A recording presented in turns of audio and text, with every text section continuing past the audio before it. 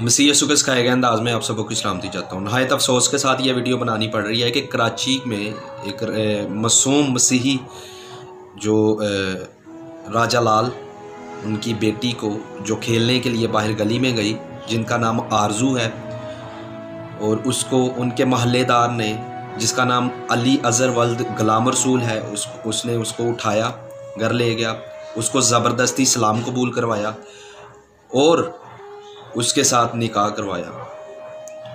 और उसकी उम्र सिर्फ़ 13 साल है। और क्या हुआ कि उसकी उम्र को ज़्यादा करवा लिया और 18 साल करवा के उसके साथ निकाह नामा भी दर्ज करवा दिया गया।